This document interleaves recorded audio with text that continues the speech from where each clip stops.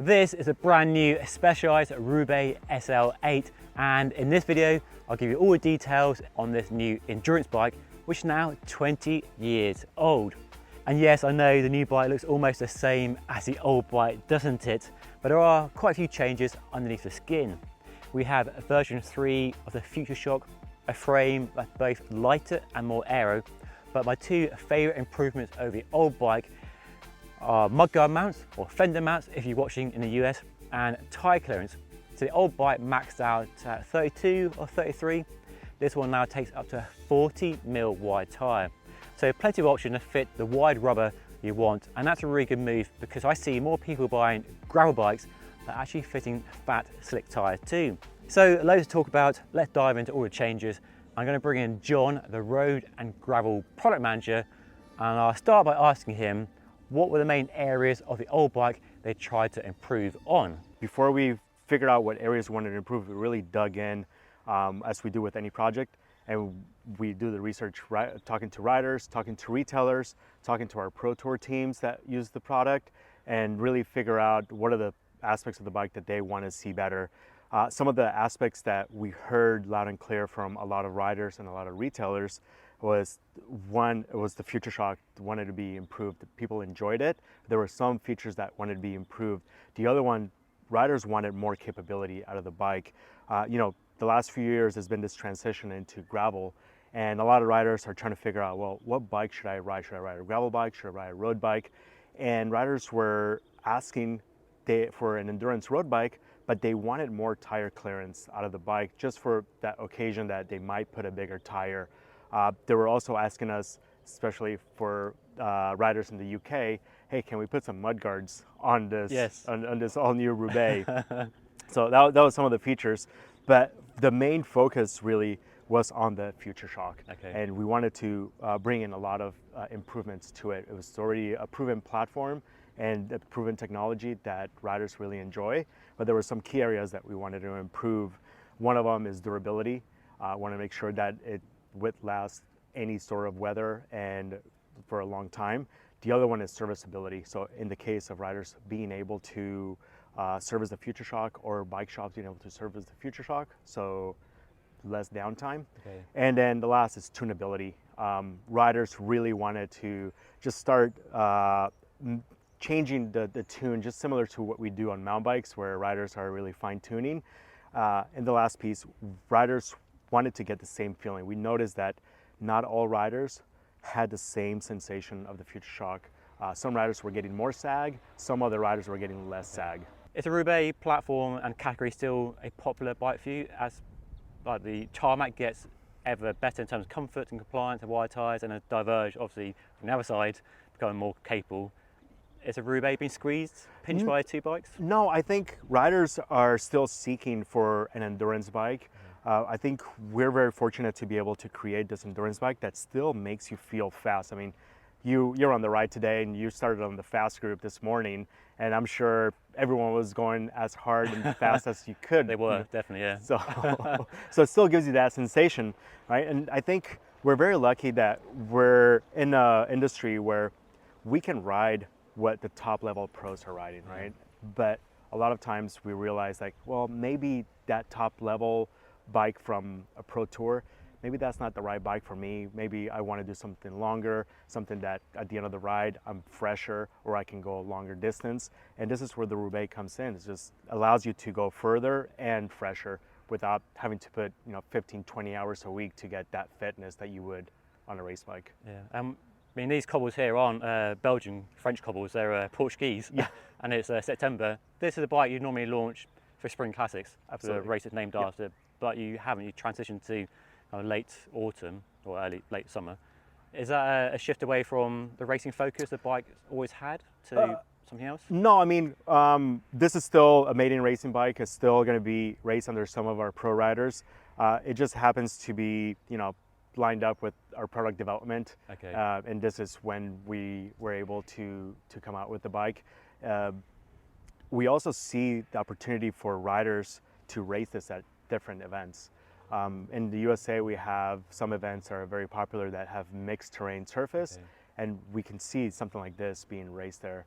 Not just once a year at Paris-Roubaix. We see this at multiple events. Because the bike now takes a 40mm tyre, which is a big upgrade, and that does make that sort of gravel, kind of all-road possible on this bike, I guess. Yes, and we're not calling this our next gravel bike. It's still an endurance bike. It's just more capable, and it allows riders to, like you said, put a 40mm tire, and if they want to be adventurous and do a smooth gravel ride, they can totally do a smooth gravel ride. But I'm sure people would try and squeeze in a bigger tyre, wouldn't they? 42? Yeah, 44 maybe? absolutely. Yeah, you could probably put 40s what were safe, allowing people to use. With space around the tyre and the frame. Yeah, they'll give us about 6mm of clearance around the tire, so in case you do encounter some wet conditions like we did today, it doesn't destroy the paint of the frame. You know, it's a big investment, and for you to put a huge tire and destroy the paint, yeah, it'd be a shame. And so wide tyres, good, and you've got Fender mudguard mounts, which is something I've been beating the drum for a long time. I know lots of people in the UK do like mudguards. They are very practical, but I get not everybody around the world likes mudguards, but you finally have them, so thank you, I guess. Yeah, no problem.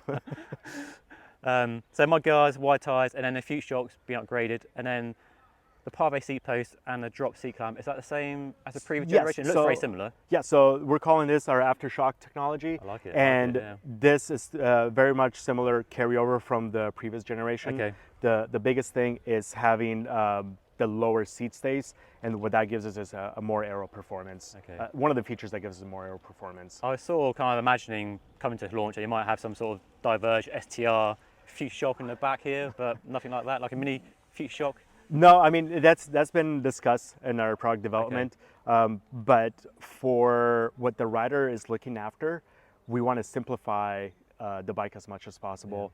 Adding a STR technology like the Diverge STR is going to add weight, and it's also going to change the aerodynamics of the frame as well. So it didn't fit into with the priorities of the bike. A step too far away from its sort of main focus. Correct.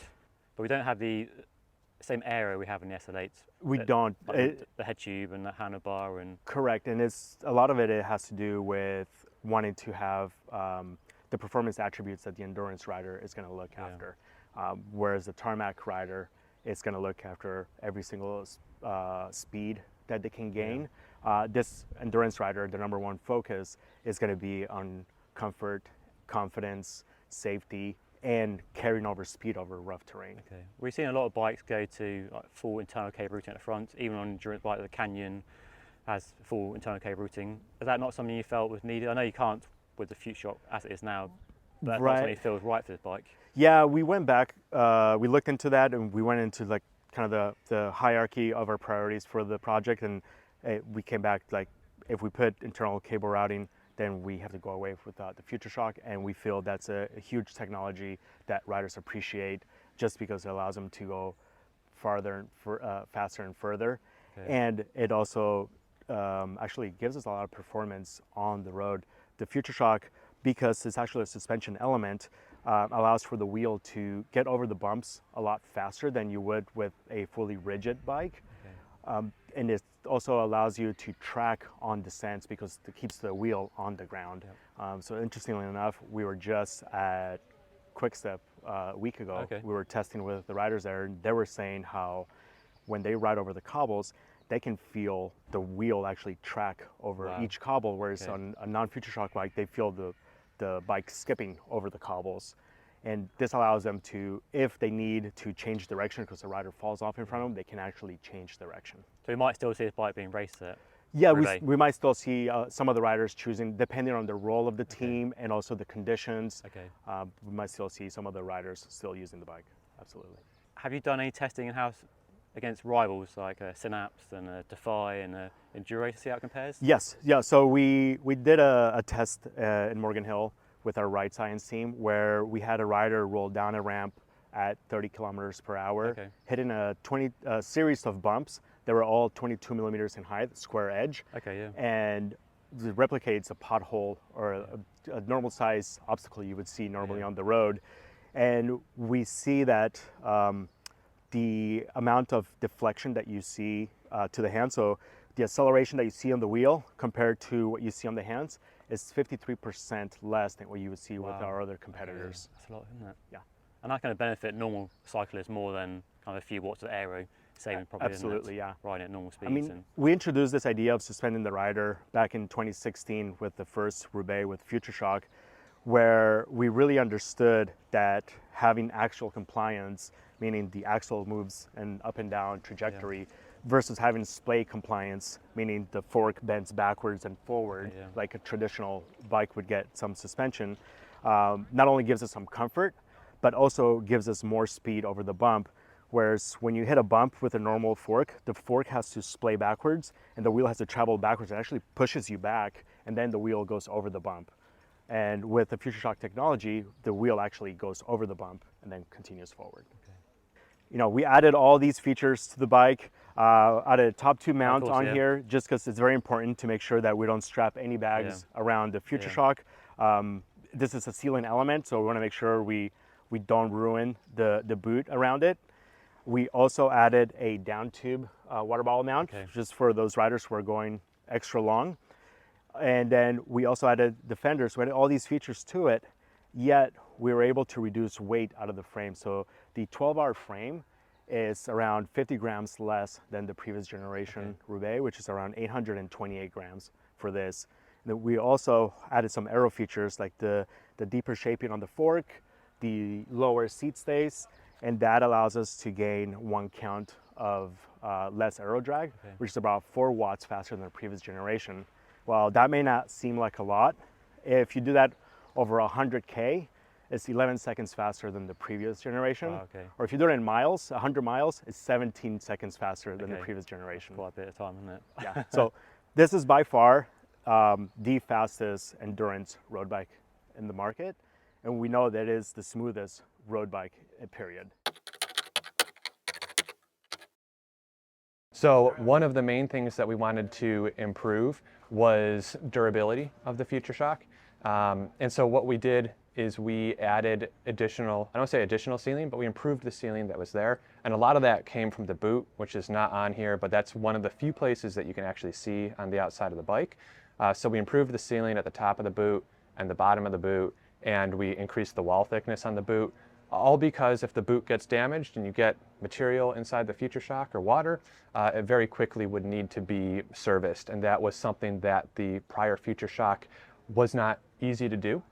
So this Future Shock, we have it where the chassis is fully serviceable. And that's actually something that is on all levels of Future Shock. So the base model 3.1, the mid-range 3.2, and the 3.3, they all can be serviced for the rolling elements. So the bearing races, the needle bearings, the grease, you can have a system that it feels really bad and gritty, service it, and it's fresh as new. Was the durability a weakness of the previous Future Shock? It was not. The Future Shock is actually a very solid system, but if you did damage the boot, it very quickly needs to be serviced. So the challenge is that you do have something that's very robust, but something that if you have a misfortune on it, it needed to be serviced, and unfortunately that wasn't easy. So you have a big piece of equipment that is basically requiring a lot of service that you don't have available to you without a replacement chassis. And servicing it, something you can do at home? Home mechanic could do it, or is it a bike shop? It's a shop level service. So think of it like a dropper post service, similar complexity and time to doing something like that. They changed the damping, improved damping, or does that remain? Yeah, damping is completely new, but we can touch on that in a little bit. Okay. The big thing to start with on tuning is we added spring rate and preload adjustment. So that's really where the updates to the dynamics start. That's the basis of the Future Shock. So the prior Future Shock had a single spring rate, and that actually worked really well for a multitude of riders. It actually covered a very large spread, but we did have riders that wanted a firmer Future Shock, and we had some riders that needed a lighter Future Shock. So with the new one, right at home, within 3 minutes, you can actually change from 3 spring rates. So we have a light spring, medium spring, and a firm spring. And on top of that, you have preload spacers, so you can change the preload. So that's really the basis of your tuning. Everybody has preferences, so it's easy to say, oh, you might have a certain weight rider want a certain spring, but in reality, Some people prefer something firmer, some a little softer. Also, how much weight people put on the bars varies just based on riding style and bike fit position. So there's a lot of variables that might say, hey, you should have a firmer spring or a softer spring. So we give everybody the capability out of the box. All 3 springs come with every bike that has a Future Shock. All preload spacers come with every bike that has a Future Shock. So everybody has that tuning capability. So the Future Shock 3.3 has adjustable compression damping, which is something that is also an improvement over the prior Future Shock. So we did carry over a lot of the structure, I don't want to say structure, but the basic overall style of damper from the prior Future Shock. But the damping now has decoupled rebound. So on the prior Future Shock, you would turn the knob and you would go to a firmer compression setting while at the same time going to a firmer rebound setting. And that led to a very firm feeling Future Shock, but it's something that over successive big hits could pack down. So with this one, you turn the knob and you are going to a much firmer compression setting, but rebound stays the same. So the goal there is that you will always go back to your starting point in your travel. So you always have as much travel available to you as possible. Quite a big change, isn't it, in clamping? Yep, so on the inside, the damper itself, there's a lot of similarities. So just like the prior damper, it's a through shaft damper, which was the Future Shock 2.0 as well. But inside here, the actual valving is different, and now it uses a bypass with a check valve, which is how we get that decoupled. The new Future Shock feels a little bit firmer because the middle rate spring, which is a stock spring, is a little bit firmer than the spring that came with the prior Future Shock.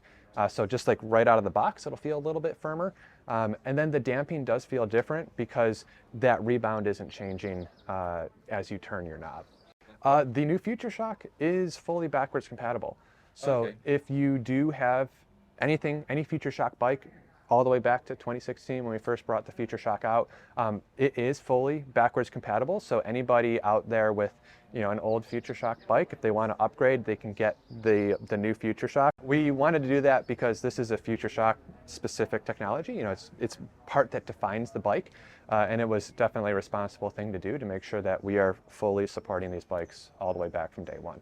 Let's talk money, and the new Roubaix range will start from £2,500 or $2,800, which is very reasonable, and rise all the way to £12,000 or $14,000 for the all singing, all dancing S6 model, with 7 bikes in total to choose from.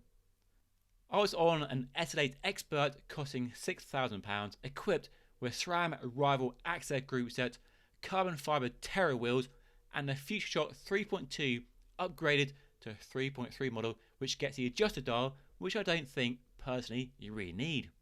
One model that really stands out in the range for me is a Sport Apex bike costing £4,000, which gets SRAM's new entry-level Apex 1x group set with a massive 1144 cassette, and that to my eyes is a really interesting build if you're a fan of 1x and don't mind losing a front to mech. So that has been a deep dive into the tech changes of the new Roubaix SL8, and in tomorrow's video I'll share my first ride impressions. We're here in Portugal where the weather has been either biblical rain or lovely sunshine, so a really good test for a bike like this. So that's coming tomorrow. Make sure you come back if you want to see that. But otherwise, I'll see you again very soon. Thank you so much for watching.